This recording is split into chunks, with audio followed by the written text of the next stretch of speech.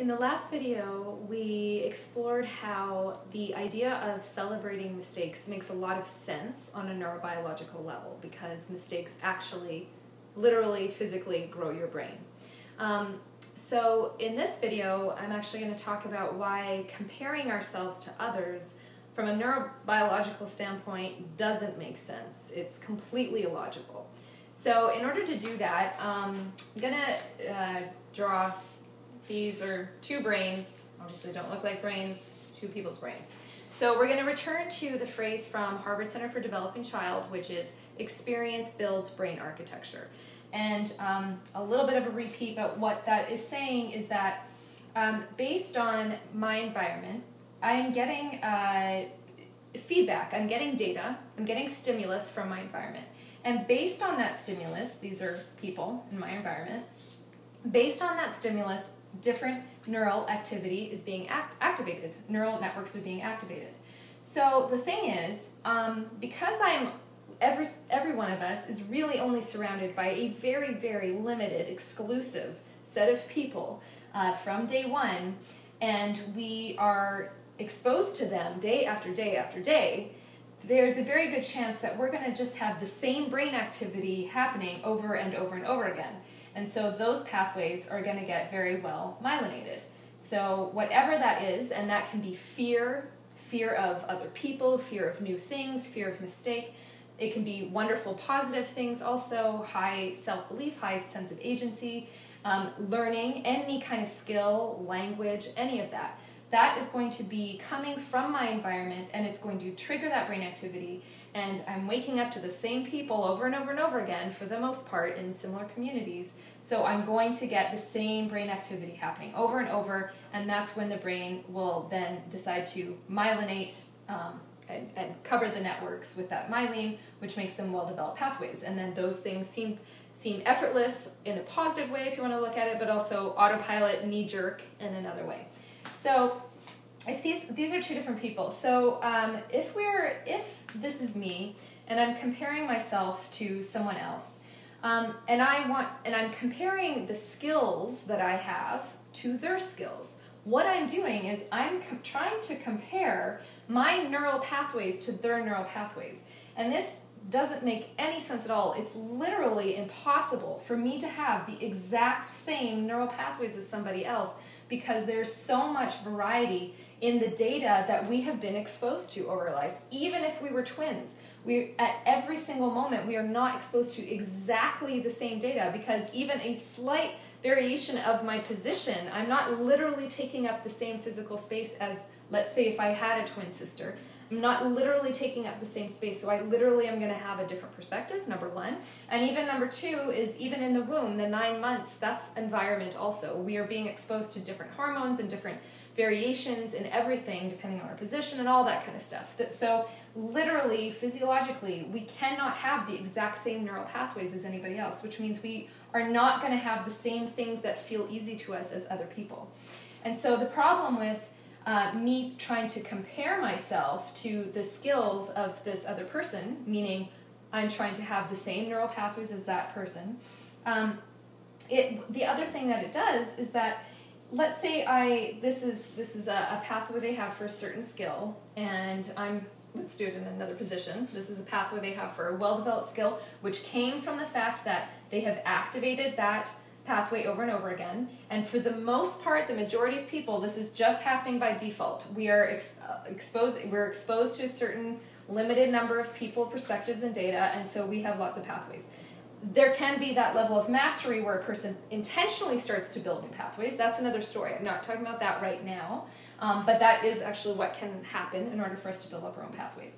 So I'm trying to compare myself to this person has a great, really well-developed pathway, which just means it was activated many, many, many, many times, and I'm trying to activate it. So for me to compare means that there's going to be a difference in how well mine gets activated, and it's going to take time for mine to be as well developed. And so first of all, it's not it's not an inferiority-superiority thing. It just literally means this one was more activated than mine. But also the other danger of that is that I might have some incredibly well-developed pathways for other things that have happened because of my unique combination of data that I have been receiving over my life. So if I'm only focusing on, oh, I need to have that neural pathway, I might be ignoring all these other pathways that I have of things that do feel effortless to me, of things that are my strengths. So that's the first kind of danger that we see in trying to compare our skills to somebody else. And then the other part is just that, like what we're seeing from the brain is that I can develop it, but it isn't going to feel as easy, and it might not look as effortless as it does to that person, but I'm just comparing myself to them at a different stage of neural pathway development. That's it, not innate ability necessarily. So, so there's that. And then the other thing that I want to bring up is just, this is what kind of happens in school. So let's say this specific pathway from this person is about reading and writing, which is about code and understanding that squiggles and lines on a page represent different things. And let's say one reason why this person has a very well-developed pathway is because their parents went to university, and so their parents have a very specific kind of academic vocabulary and a certain type of understanding of the code that's used in school specifically. And so because of that, I received a lot of that data. I got exposed to a lot of that data, which helped my brain activate that pathway. And let's say this person over here has parents who did not go to college, did not go to university, and so have a very different type of skill set when it comes to that type of coding and decoding of very specific symbols that were designed by a certain group of people. And let's say also that those are my parents, and so I'm not getting quite as exposed to that very specific type of neural pathway. Activation of neural pathway. And let's say also these parents, their parents, maybe it was even illegal for them to know how to read or write. And so they definitely did not get activation of those networks related to that very specific code and decoding of those very specific symbols. So that's just a very particular pathway. And so now we can see what's happening in school is that this person is going into an environment that recognizes this specific neural pathway as something as valuable. And this is coming from our industrialized age also of there's a set category of skills that were needed for factory workers and that were standardized and measurable. And so there are people that because their very, very specific neural pathways are recognized as valuable, they will, get all the check marks and they'll get all the good grades. And we will call this intelligence. And this person, simply because they just have not been exposed to the same kind of data, and that comes a lot from their environment, and their environment comes a lot from the past and all of those things. So now that we are completely neglecting the infinite amount of pathways that could be totally strong in this person because this very specific pathway didn't fall into the set number of categories that we have defined as valuable in our school system. And so now this person is going to believe they are inferior to this person when it has absolutely nothing to do with this. And there could be so many pathways that are really strong in this person, but they don't fit into this very specific set. So this person's going to go their whole life thinking that they're inferior and not as intelligent as this person or not as talented, when in fact there is so much going on that we could be tapping into.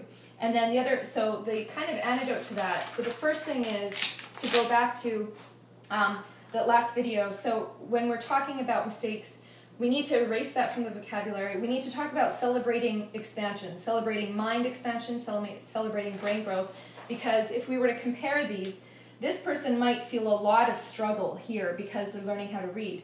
But guess what? If this person already has the developed pathways, we actually could say, possibly, not necessarily, but this person might actually have more brain growth happening because we see struggle, which means that they're entering new frontiers in their brain, they're activating something new, compared to the person who is just very good at reading and stays in their comfort zone their entire life, for example, and sets in a very specific set of categories designed by school. So we could argue that this person might even have more brain growth than that. Not necessarily, but I'm just saying that we need to celebrate brain growth and expansion and not talk about mistakes and failure because it has nothing to do with, it doesn't even exist on a brain level. And then the second part of that is to pounce on what I call self-progress. So instead of comparing, we need to compare microscopic moments of growth. So when I talked about that dip, it's going to be microscopic moments of brain growth that happen until there's a more sense of ease and mastery. So we need to pounce on